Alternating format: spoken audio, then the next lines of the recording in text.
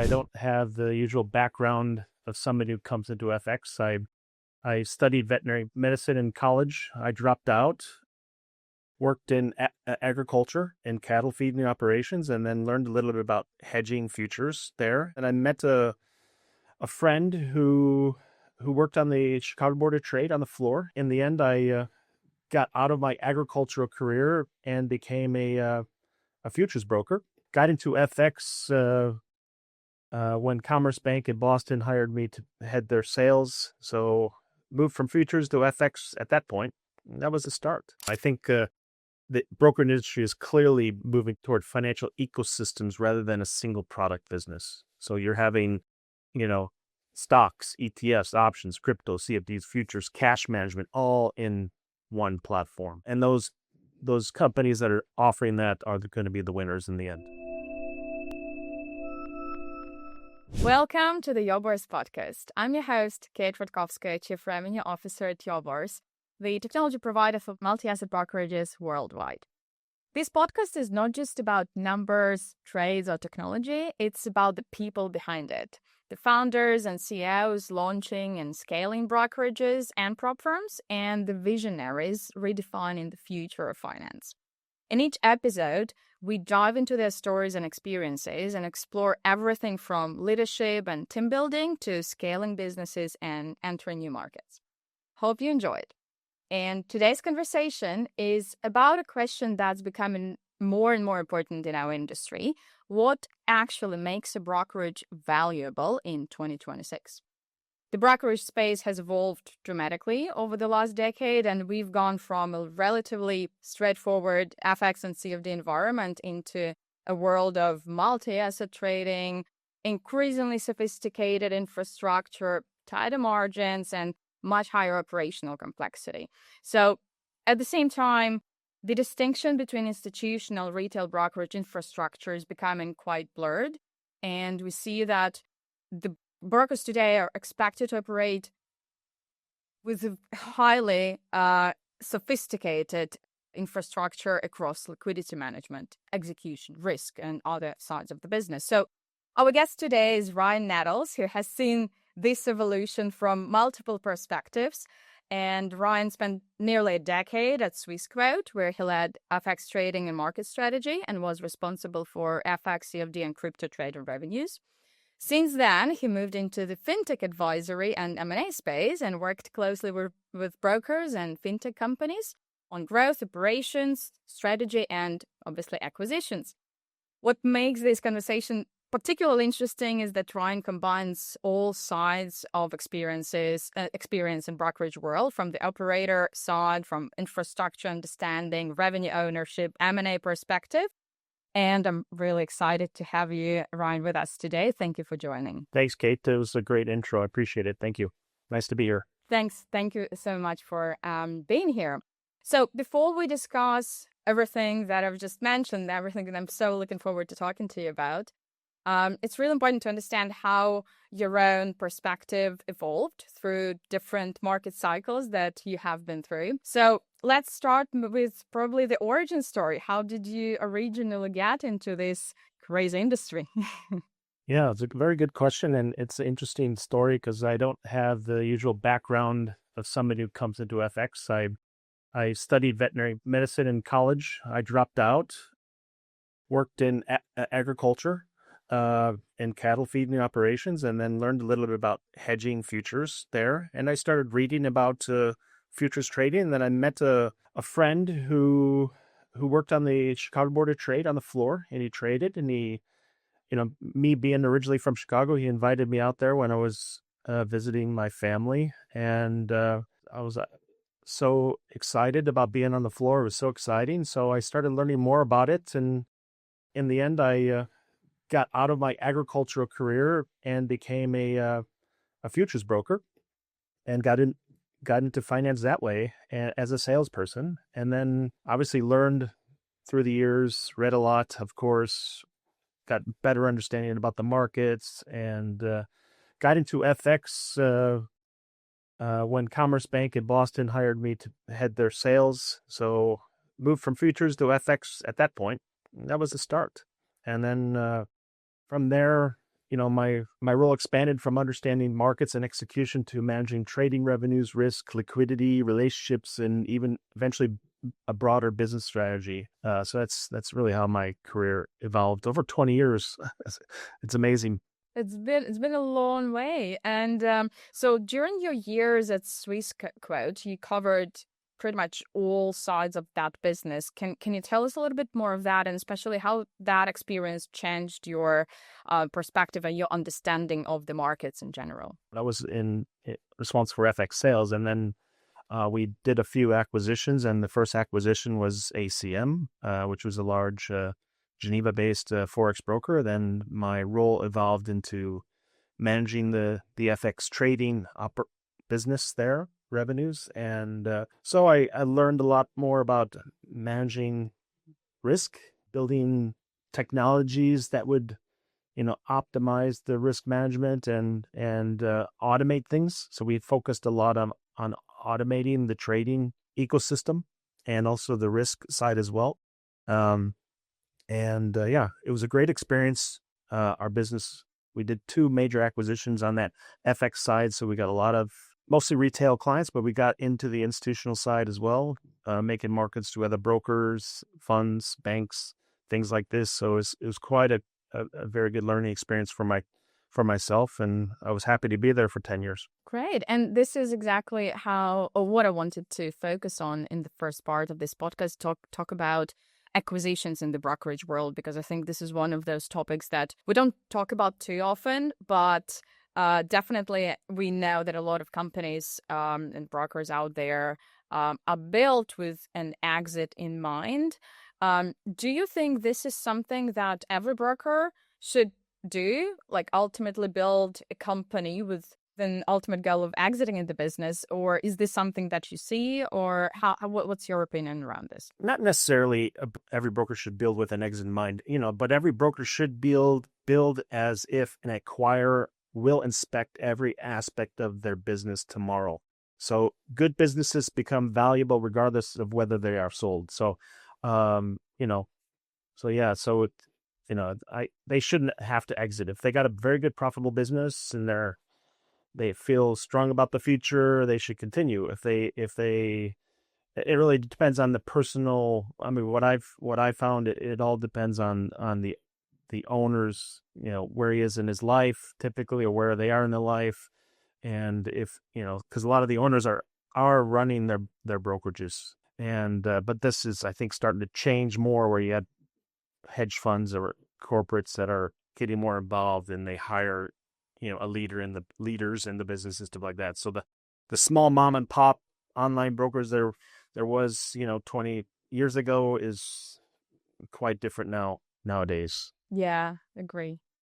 And this is where I was getting at as well. So it seems like once the broker enters the M&A stage, things become a little more apparent. So things, first of all, must get in order, obviously, before the deal goes through. So what exactly are those things that an acquirer would look at if we're talking about an M&A deal in the brokerage space specifically? What metrics, what brokers should know about their own numbers, and what the investor is going to be looking into? Well, I mean, as we advised, a fund in buying about four different entities in the brokerage space, we basically looked for, a broker that had consistent earnings. So when we identified our targets, so we're looking for consistent earnings, we're looking for a strong compliance, so clean regulatory record, no customer complaints, or very little, or nothing that was damaging for the image of the business, or potentially financially damaging as well. They had diversified revenues, so it wasn't all on, let's say, euro dollar. They had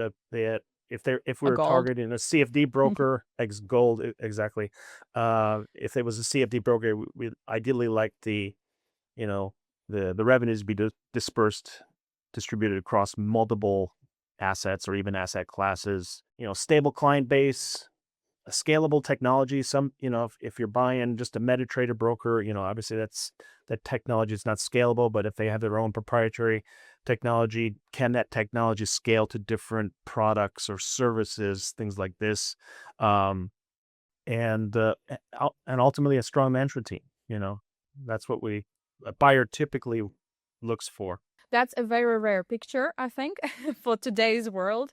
Obviously, there are a lot of brokers who are trying to achieve all of that, but more often than not, we see retail brokers just, as you mentioned, focused just heavily on a couple of assets, or even just trading instruments. Really, we know that most of brokers today are doing about 80% of all their volumes in gold metals. Especially. And do you see that there is a way out of it, actually, especially if the brokers does have a goal of exiting? Is there an option for an M24, M25 broker with 80% of gold volume, okay management team, to potentially find a good buyer? Of course, if typically, buyers will have, if the buyers are coming from the industry, like they're an existing broker and they're just looking to acquire client books, or even brokers with licenses in other jurisdictions or clients in other jurisdictions, they'll look at the deals, and if it's a high concentration on one instrument, for example, like gold is always going to be a top 10 instrument, maybe top 3. Historically in my career, that's always been the case. But you start looking at client concentrations then. You start digging down into, how many clients are trading the gold. Is it spread out across thousands or hundreds of thousands, or is it just a few? So these are things that, the buyer would take a look into and start digging deep into these kind of things. Thank you. And what do you think, well, from your experience, what are the common red flags that you've seen in your experience, probably, or what you would definitely consider a red flag from your perspective? Yeah, well, going back to concentration risk. So is revenue concentrated on a small client group? Is it, for example, is 90% of the revenues coming from the top 10 clients? That's a huge red flag. But, concentration risk is a big one. How they are managing their risk, their trading risk. Do they run a full B book model? Do they run an A book model? Do they run a hybrid? And more or less understand how they're, you got to look at the volatility in the P&L and see, and that will give you an idea of, what type of model they're doing. If they have you'll see this even with some of the publicly traded companies that have a high volatile P&L when they report. It just shows you that they run mostly B book, but investors, that they look, or even acquirers look for stable revenues, stable, growing, consistent revenues that don't have too much P&L volatility. Poor compliance controls. Is there a lot of compliance complaints coming in? Are they being fined, by the regulator? This is a huge red flag. Weak governance. Are they managing the business well? Do they have the right people in place to have good controls over the business? You look at the technology. Is it very old type of technology? You have to invest a lot into it to bring it up to modern times. Also, high client churn. Are the clients churning higher than average compared to their peers? Things like this. There's a lot of factors that you look at, but those are probably the top ones. Yeah, that's good to know. And I think, again, one of my goals with this podcast is not only to help brokers prepare for acquisition, but also just to probably look a little bit deeper into those metrics that any broker should track, regardless whether they want an exit or not, as the result of their business activities. And it's great that you named those specific things. So thank you for that. And just going back a little bit to the infrastructure and operational side of things, what are those things that you're looking at into? Obviously, we already mentioned that the dependence on just one platform would be a red flag. Ideally, the broker should have their own tech. But we know that most of brokerages are using a lot of third-party providers. Because some of them are just too complex to build in-house. What do you think are those things that are absolutely must be in-house, and what can be outsourced? This is this brokerage business is a very client-driven business in terms of what technologies you offer the clients, or even use internally. to make sure your customer experience is the best. And so if you're talking about a front end platform to offer clients, I think the two largest platforms, well, MetaTrader is still the top CFD. If you're talking about CFD trading platform, but TradingView is a large charting platform that, so I would definitely say those two must be in house at least. And then if you want to be one of the top companies in the planet, you should have your own technology as well. But that takes on a whole different cost infrastructure you have in place and things like this. But if you're starting out, MetaTrader, TradingView, those are the top two platforms you need to have, and then you could build upon and have your own technology. Other things you need to have is obviously a good strong risk management system. There are some third-party tools out there that can help you manage that. Obviously, a bridge software like Your Bourse comes in handy for aggregating liquidity, taking price speeds, and distributing to your platforms, as well as routing the orders to your liquidity providers. So these are kind of the technologies you should have in place for sure. Wonderful. And speaking of the diversification and again, the concentration around specific products or even instruments, we have, and now moving a little bit away from the M&A topic and more into this side of things, where we see that a lot of brokers are naturally moving into these multi-asset offerings because of all the things that you've just mentioned, the volatility of the P&L, and just in general, the margins are being not as lucrative as they used to be in the FX and CFD side of our industry. So are you seeing this? Do you think that this is going to happen? Are brokers going to move into multi-asset models in the future, or is this just a temporary panic? Well, I think I don't think you see so many single product businesses as much as you still have them, but it's not as common as was in the past. So I think the industry has already started moving toward that. The players that are big out there now have already done that, and they're just increasing it. But yeah, I think the broker industry is clearly moving toward financial ecosystems rather than a single product business. So you're having, stocks, ETFs, options, crypto, CFDs, futures, cash management, all in one platform. And those companies that are offering that are going to be the winners in the end. Okay. What do you think about the complexity of things? Because obviously, as soon as a CFD broker wants to introduce, let's say, crypto and perpetuals, that creates a certain complexity on the risk side, because obviously risk is run differently with the crypto instruments. Then add, obviously equities and futures, add the complications with the market data and things like that. And now we also have all kinds of prediction markets and things like that. And yeah, as you mentioned, the bigger players are already doing it. What would be your recommendation to the smaller brokers, what they should start diversifying from so that not to overload their operations with it? Well, first I would say listen to your clients. What are they asking for, for you to offer? That would be where I would start, and then decide, what products or what services to offer. Typically stocks is the most popular instrument traded in the world. So stocks is a good one. It brings in long-term investors that you can diversify off into more tradable type of instruments like CFDs, FX, or even crypto or futures as well. But yeah, I would say listen to your clients and, have them tell you which way you should go, and as far as adding other asset classes. Absolutely agree. Okay. And what is so moving into the risk side of things and liquidity side of things? As we just mentioned, the complexity grows as we expand, as a broker expands across different asset classes, and risk is done very, very differently. What's your view on this change in business models? And we can start with the classical, obviously, CFD world, internalization versus externalization. What are your views? How the risk should be built around those things?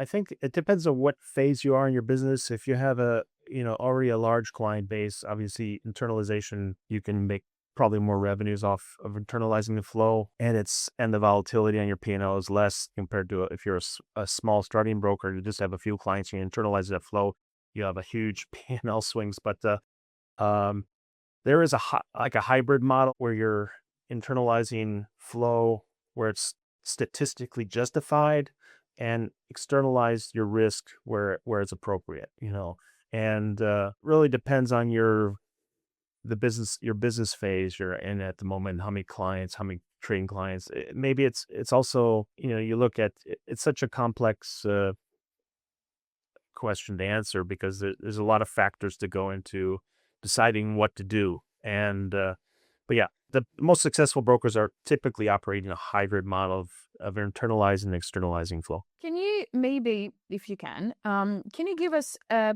ballpark number for the dollar per million on any other revenue metric that brokers should look at to understand whether they're running a good business, whether it's healthy enough? Yeah, like obviously it depends on what asset class are trading, but if let's say a well diversified asset, CFD asset class, and they're trading a mix of FX, metals, indices, and whatnot, typically you'll be in the $60 to $70 per million traded. That seems to be the industry averages forever. Of course, that Yeah. can swing higher or lower, depends if you have concentration risks on certain asset classes like Eurodollar. You're not making 60, 70, you're making like maybe 20, 30. But if you're trading indices, you're doing higher or things like this. So, but on average, $60 to $70 a million is typically what I've seen over the years. What brokers are typically making. So if you're below that, take a look at your risk management system, how you managing the risk properly. Is there tools out there that can help you bring it up to these industry averages? If you're over that, good job. Tell us what's your secret. Yeah. And what do you think? So you obviously saw numbers above that in your experience. What do you think those brokers were doing differently? What was their secret, if you may share? Again, every broker that I've looked into had different types of clients, they were located in different jurisdictions. They had it at a different average balance, and they also had different leverages. So it's hard to say, but the ones who were above that, they really ran pretty much full B book. And not saying that's the right model I would ever do if I was running that business. But I think, and they had high DPMs only because they were on the right side of the market compared to the clients, basically, and they got lucky. But you'll see where they'll swing from $200-$300 per million down to next quarter $30 per million, or even negative. So you'll have these huge swings. So I haven't seen anyone consistently over those industry averages. Usually it's 60. You may get to 60 in the high 70s, but it's normally that range for the good ones, for the solid, bigger players. Yeah, that seems to be the case. We see that from our perspective as well, because obviously as the tech provider, we're talking to brokers on a daily basis.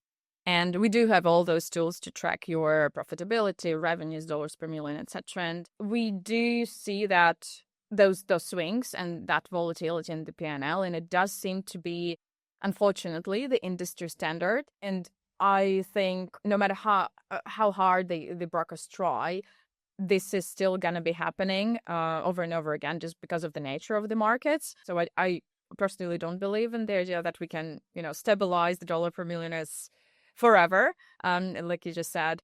But obviously all of those things that we mentioned above can help you probably reduce that volatility slightly, at least. I would hope so. and from going from here into the risk management, I don't know, techniques, strategies, etc. So we spoke about internalization and things like that. If we speak about also global and regional diversification, we know that different regions obviously also behave differently, and brokers need to run different risk strategies in in those regions. Can you share some insights maybe about how would you approach those regional strategies? I would say it's a very difficult question because there's a lot of factors that go into that. So from my experience, for example, traders from the Middle East, they heavily trade gold, precious metals, and they trade typically with large trade sizes. They're not doing smaller tickets because usually their deposits are higher deposits, and they'll do larger tickets, and also they'll expect larger leverages. So that kind of business is very hard to manage because they'll just trade so aggressively, and it's almost better unless you have a lot of counterflow, from their transactions to offset and make the spread. More or less, you're probably better off in auto hedging that risk off. But then what happens there? It depends on how your liquidity is all set up behind. You have many liquidity providers. Can they take on large transactions, and certain instruments and things like that? So if they start hitting the underlying market, then your spreads will widen because they're trying to manage that risk themselves. So it's very tricky to manage that. But you have to go deep into the analytics of the transaction, the client base, and things like this to really develop a risk management strategy for these kind of jurisdictions. Yeah, because one of the problems I think that we see brokers face when they are trying to diversify is they are trying to approach different markets with the same strategy and then just hitting the wall because it just does not work exactly the same way. So the strategy for Middle East, like you just mentioned, with higher volumes, will just not work for China, for example, where we see these micro lots and crazy leverages and obviously a lot of toxic flow coming from that region as well. So those things need to be approached differently. Yeah, that's true. What about the balance? Now that we also mentioned different regions, what do you think should be the balance between acquisition and risk? Because one of those things that we see again is from our perspective that brokers focus heavily on acquisition and they leave the risk to a couple of people on the dealing desk, and as you mentioned as well, just run full B book and have extremely volatile P&L. And obviously burning a lot of money on the acquisition side and not being able to monetize that flow. What is your personal perspective and take on this? How should brokers approach that? Yeah, I mean, it's a very good question. When we approached it, more or less, you look at one broker has a certain business model, and you have another broker that has completely different, or let's say your own business model is completely different. So you need to definitely carefully assess that incoming acquisition and the trades on that to see, and you can, now with AI, you can create, you can dump all the transactions into a model and see how, and run scenarios or simulator basically how you could envision, integrating that flow into your own book and see what kind of potential P&L you can come out of that. But I think AI should be helping, let's say brokers should be using AI, especially on the trading side, to kind of, build these simulators, and so they can, if the shareholders want to acquire another business, it helps them assess that risk better nowadays than it was when I was doing it, where we weren't doing that so much, but we were doing it more simply. Yeah. Yeah, and Excel spreadsheets, and there we go. That's actually great that we also touched upon the AI topic now, because obviously it's one of the hottest ones. With that perspective, we didn't plan to talk about this, but now that we are in the AI era, I don't think we can't not talk about it.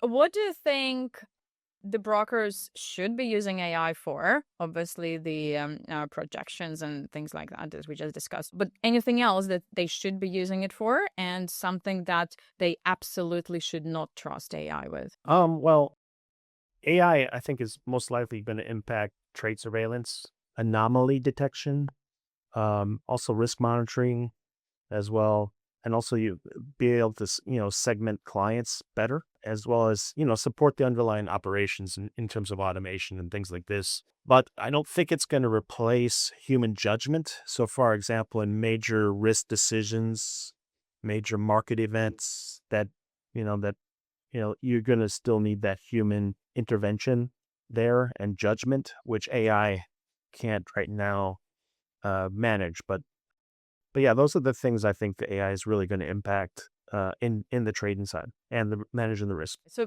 you wouldn't trust AI with the full risk operations and full automation of the risk? Now, I wouldn't trust AI with everything, but it can speed things up. It can speed analytics up. It can do a lot of work that would take normally months, days, months, or Yeah. even as little as hours into much shorter time frames. So I think you'll see less traders on the desk doing these tasks that are currently being done manually. AI is replacing that. So you have, let's say, one trader that will be able to do the work of two or three, that are today.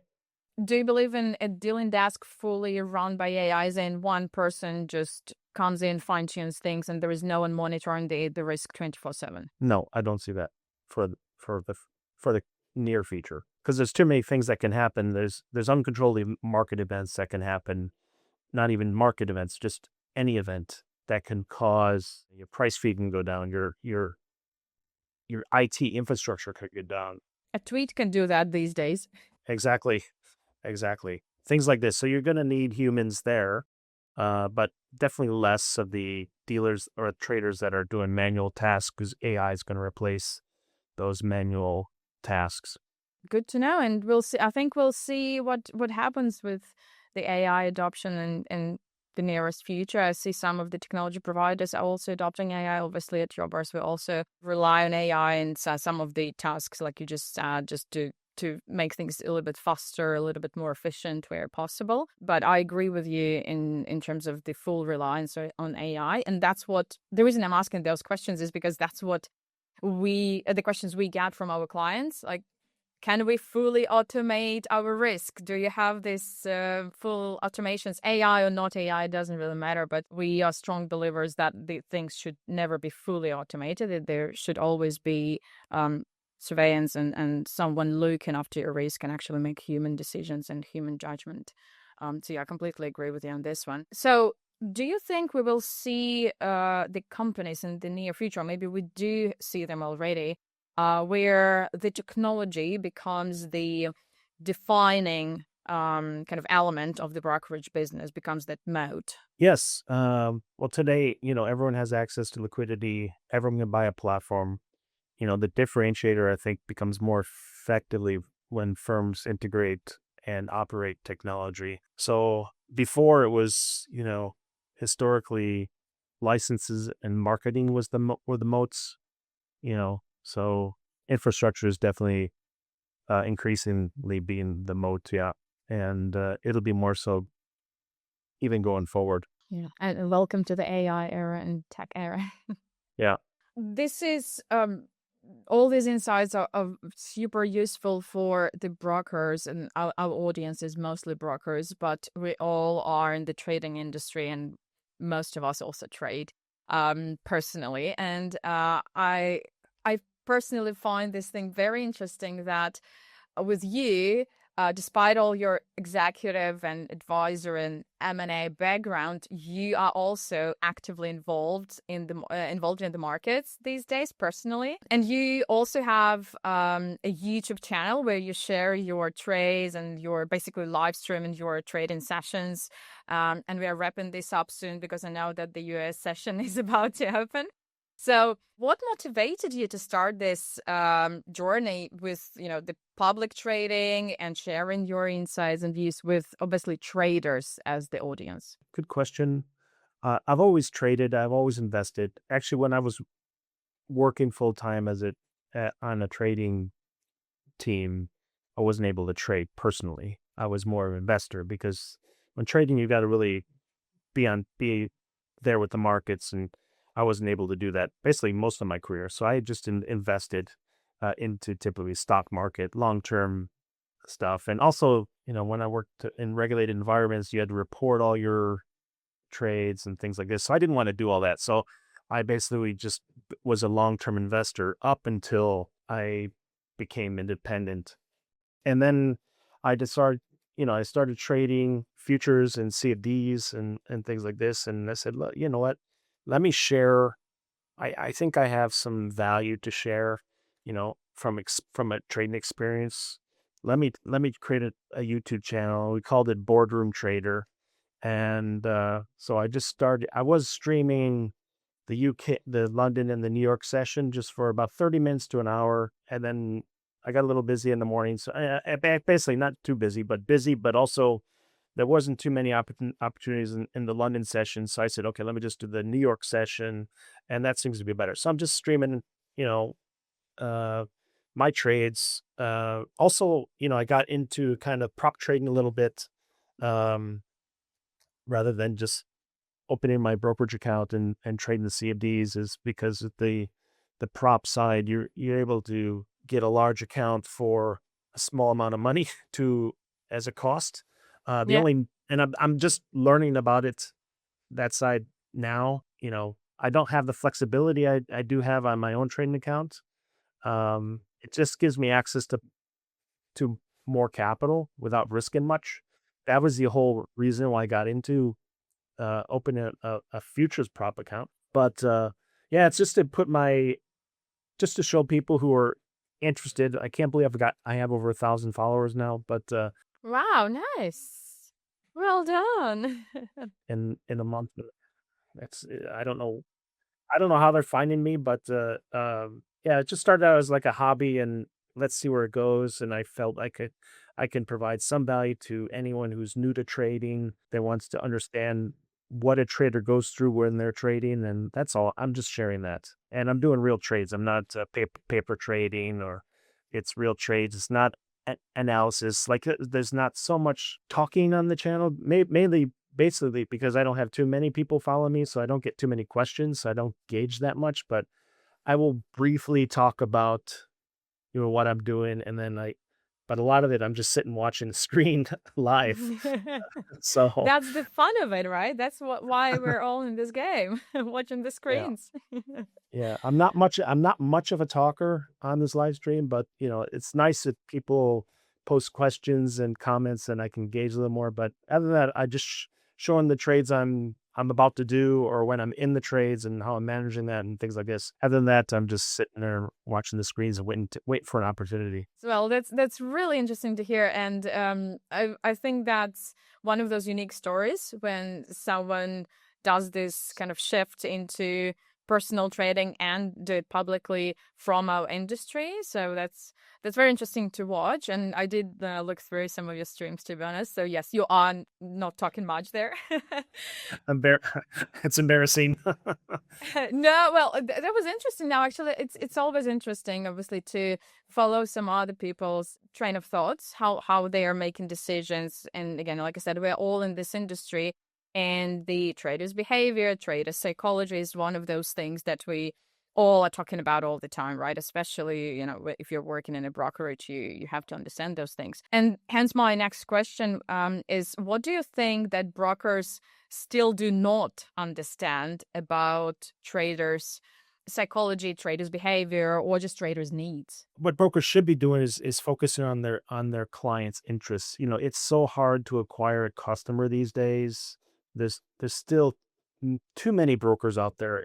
There's a lot of competition. When I left the bank and co-founded Guru Capital, our strategy was to acquire and consolidate the retail brokerage space off the back of these regulatory changes in UK and Europe, which limited leverages. But it did consolidate and does continue to consolidate that space. The brokers are getting bigger, or they're going away or being acquired. But for most part, I see brokers, they need to focus really on their clients' needs.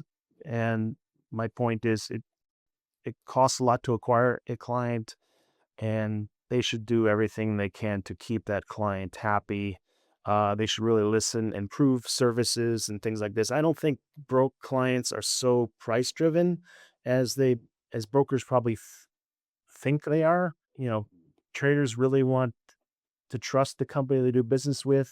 So they have to have a strong balance sheet. They have to be transparent. They look at execution consistency, you know, platform stability, making payments in and out. These are the key things that I think traders want. And, I think the good brokers are growing because they're addressing those traders' concerns. The ones that are not addressing it, like out for the fast buck, just great marketing campaigns to drive the traffic in, and then in the end, the clients leave. These are the brokers that are just going to go away at some point or get acquired or things like this. But yeah. Thanks for sharing that. And now that you also mentioned that you're working with the prop firms, what's your opinion on this whole prop firm space? Do you think it's here to stay? What's going on in that world? I think it's an acquisition channel for a broker for sure, because it brings in a lot of new traders that would normally not come to the market. So if a broker is offering also a prop trading service, then they should really look at the cross sell aspect of it. But I think the prop space is, it's not unregulated. So you got a lot of bad characters in there, and there's been a lot of bad press about it. Yeah, so we'll see how it evolves. I'm not working in the prop space. I just purchased a prop account just to try it out for myself, and I already know the problems I don't like about it is the restrictions. They make it very restrictive. Like it's almost like they seem against you more than for you and Yeah. wanting you to get the payouts. So it's very restrictive. I don't like that part about it. But if you can manage your trading within that environment and be successful, it can work out great. I mean, I've seen traders get huge payouts, and they've only bought like purchased a very small prop account. But and what I've seen the data, 95% people fail their valuations. So it's a high failure rate, and it's just like the brokerage industry where you deposit money and you trade. And if you're new at trading, you tend to lose it, and you keep depositing. The prop industry is very much like that. You keep spending, and the prop trading firms, I think, that are going to be around for a while, I don't think they're managing risk at all on the trading side, especially when the trader gets defunded. So they should be focusing on that side and possibly using the same tools as brokers use to manage risk. I think, for example, probably a lot of prop firms are using, your software as well to aggregate liquidity and things like that. But no trades are probably going through. Yeah. Trades are definitely not going through. Some of the funded stage, the ones they can't handle, yes, but mostly, we don't even see that flow. As in STP in anywhere or run through any risk controls, really. So it's mostly about pricing, then executing and whatever is there. We do see, I agree with you that prop firms are probably a good acquisition channel for brokers, and we do see that those prop firms that are built on the side of a brokerage usually have very proper risk teams as well, an operations team, and at the same time, the way they run risk is very, very different from brokerage. We have our educational project, FX Dealer Academy, where we had Mark Featherston from Blueberry Funded talking about the maths behind prop firms' risk management. And I was shocked how different it is. It's a completely different business model, completely different unit economy and mathematics behind it. Has nothing to do with how we run risk in brokerages. So yeah, it's a very, very different model indeed. Yeah, we'll see how it evolves, that business. So far it's quite popular. But we'll see what happens. As everything in this industry, it comes and goes. There are waves of different things, different trends. So yeah, I think we'll get to see. But if you were to launch a business today, would that be a brokerage or a prop or both? Well, starting a broker these days would take tremendous amount of capital, because if you started with zero client book, you know, if I were to probably do it, I'd look at probably either acquiring an existing broker. If I had the capital to do that, at least you'll start immediately with a client base with revenues and things like this. But if you don't have that starting off as a new broker, I probably wouldn't do it, unless just because there's so many strong competitors out there that are so far ahead of you. So you'd have to be coming to the market with something completely unique, which again, this is offering the multi product range, your own technology. Obviously, TradingView, MetaTrader, things like this have to be there. I mean, you'll have huge upfront and running costs on that business. So I would probably not do it personally, but you know, that's We're gonna cut it out. yeah, yeah. Yeah, but fair enough. Yeah, I completely agree. It's definitely a tough game these days out there.